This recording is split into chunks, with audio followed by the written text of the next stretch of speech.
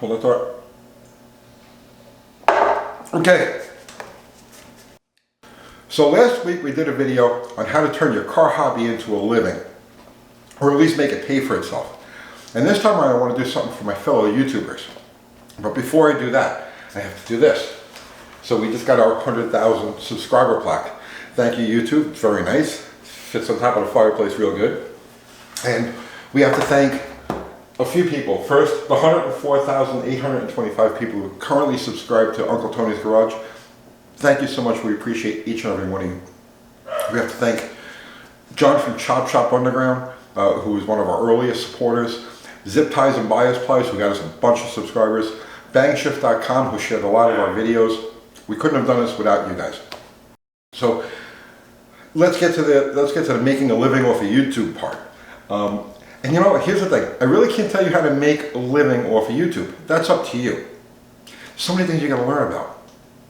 And there's plenty of videos out there already that tell you about CPM and view duration and titles and tags and all of those things. So I'm not going to waste your time on any of that.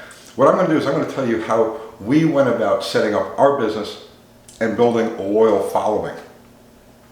It took us 14 months to the day from the time we launched the channel to the time we got our 100,000 subscriber. Here's the thing you got to know about YouTube, okay? If you're going to attempt to do this on a professional level, you know, more than just a hobby, this is a full-time thing. It's not so much that making the videos, editing the videos takes up that much time. We found that almost like the less production and the less editing to a video, the more naturally the thing flows. They work good. A lot of guys go crazy trying to over edit things, trying to make things, you know, exactly fit, cutting out every little like misspoken word or anything like that. Leave it.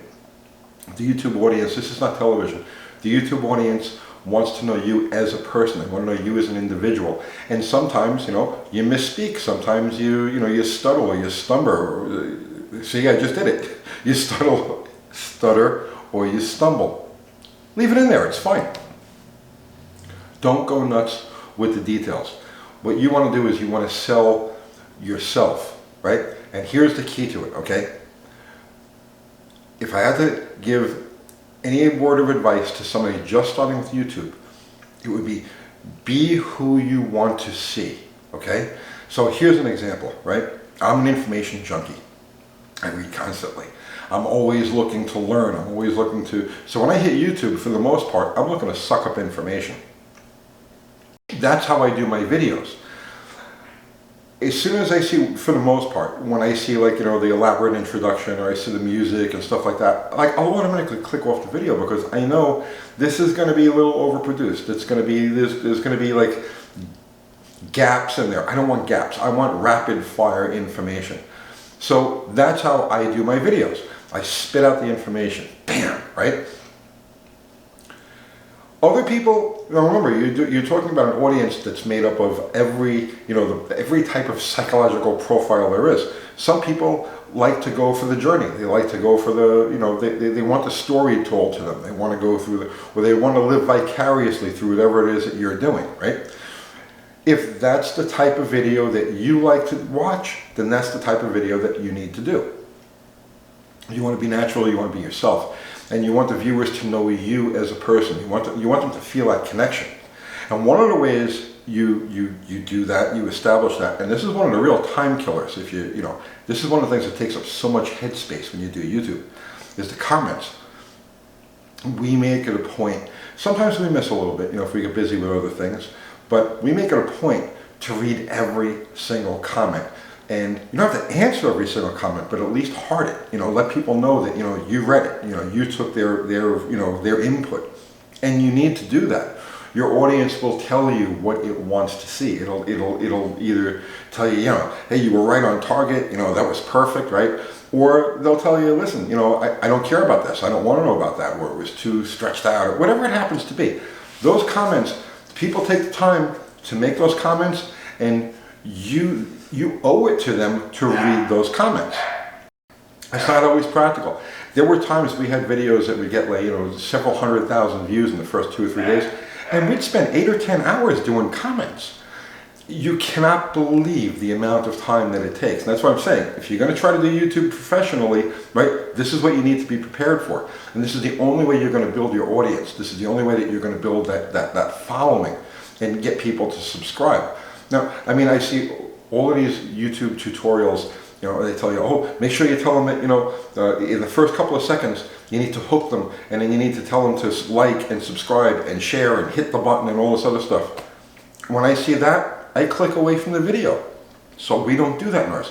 We started it at first, when we first started doing them, we would put the, subscribe, and I didn't feel natural doing it. It's not what I want to see, so that's not what I do.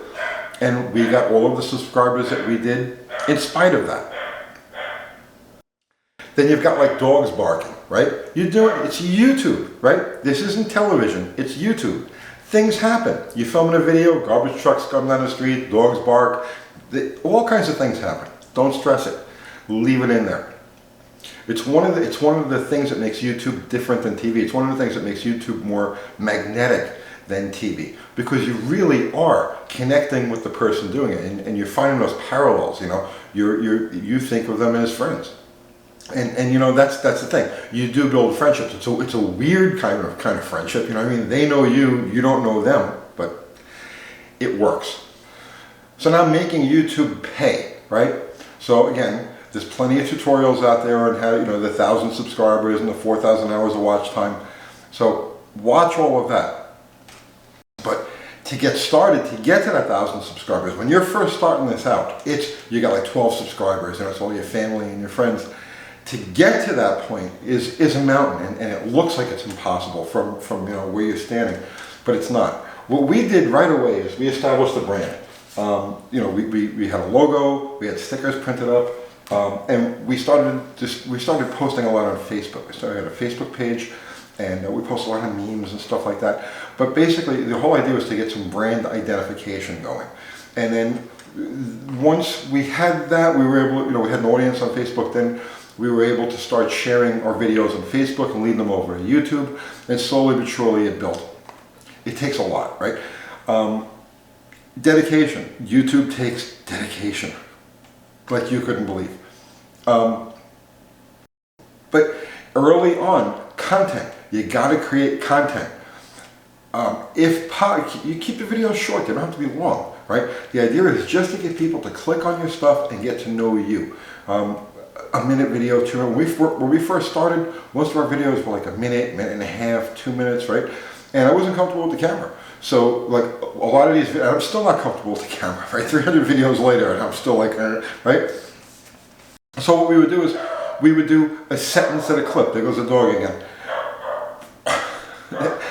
They'll be quiet all day long until you start shooting a video, and then they start yapping.